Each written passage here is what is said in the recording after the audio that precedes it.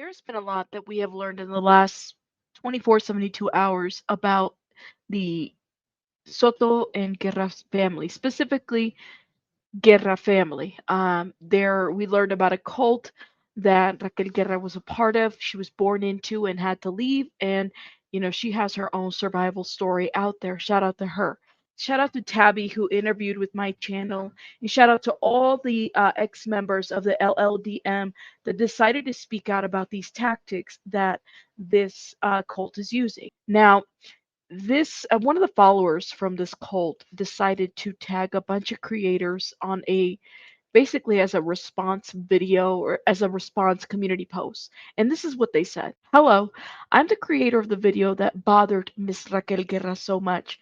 I assure you that nowhere in my video did I say the victims deserved it. You can have a translator or YouTube itself can translate it to subtitles, so you can witness that I never said that. On the contrary, we only replicated what has already been made public in the media and social networks, always expressing prompt justice for the victims of this regrettable crime. Ms. Raquel Guerra annoyance was that I exhibited images of young Matthew Guerra carrying an AK-47 weapon and large amounts of cash. She did not work statements, I don't know what that means, to journalists by Savannah Soto's grandmother, who said that her granddaughter had already been attacked by Matthew and feared that he was going to do something to her, and a restraining order that Savannah Soto filed against Matthew for physical violence. It is unfortunate that Ms. Raquel tries to divert attention and hinder from criminal case that is carried out in order to cover up the criminal acts of her stepson. In this criminal case, the church, the light of the world, has nothing to do with it. Greetings. Okay, time out, right?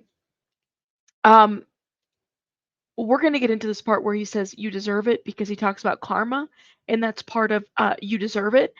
We're also going to talk about the fact that, like, let's just point this out there.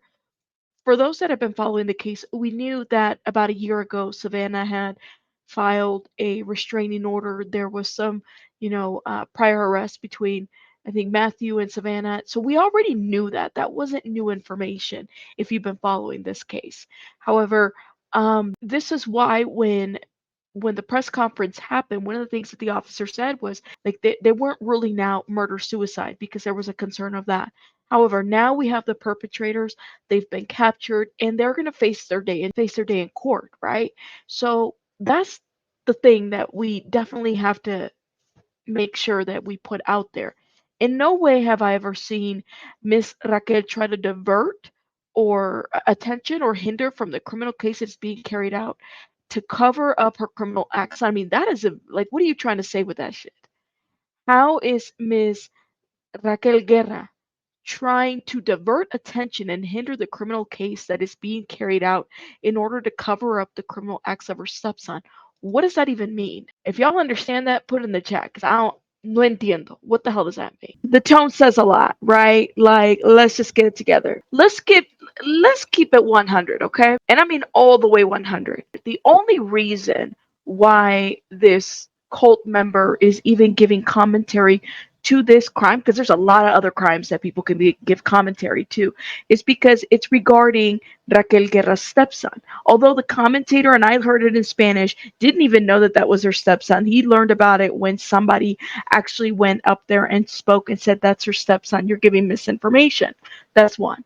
Now, let's keep it 100 again, okay? Because in one of the comments in one of the videos he put out, and he put it out in Spanish, in specifically saying that, Miss Raquel Guerra shouldn't be the offended one. Nobody's happy about this tragedy, especially with an innocent baby.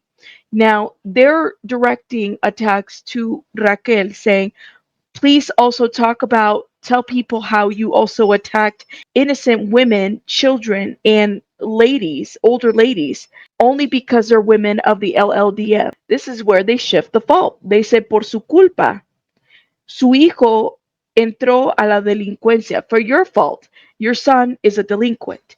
Your fault. Now, mind you, this is her stepson. So yeah, the tone, the shifting blame is right there. And I heard it in Spanish. Okay? I heard it in Spanish. And y'all are basically weaponizing Jesus to say that this is, an act, this is what happens when you disobey. Ahora que por su culpa su hijo entró a la delincuencia. For Raquel, it was Raquel's fault that Matthew is a delinquent. That's what he said. Because, and then it continues, porque la educación se da en casa, because the education starts at home. This is their stepchild. Okay, we don't know what the history was and everything, but look, just read it. Then he says, don't come over here giving fault to the LLDM for your irresponsibility. Go check out his Facebook and see how they attack the church. And then he says, everything in this life is paid. And if you don't believe in God, how do you call it karma?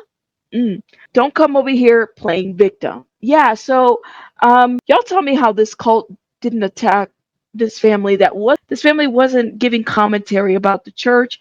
They're talking about the tragedy. They're not even, worried about them right now. I mean, come on now. Come on now. It's one thing to have an opinion about the crime. It's one thing to say, you know what, Matthew and Savannah's lifestyle, definitely was not a great lifestyle. They put themselves in a lot of risk, and now here we are with the three deaths that we have. Completely get it. But when you weaponize God and then you shift blame, yeah, that was shifting blame. I definitely felt that in the tone of that message, and especially in the Spanish lectures that were given, then weaponizing God. And absolutely, the creator was using um, their own words, the media words. But for those of us that have been following this case, we kind of knew what was going on and how things were developing. Like I said, y'all can have an opinion about people's problems and families and upbringings, but it's a little bit different when you're like living it versus just commentating to it. Just a thought. Let me know what your thoughts are in the comments. What do you guys think? See you guys in the next one. Rabbits out.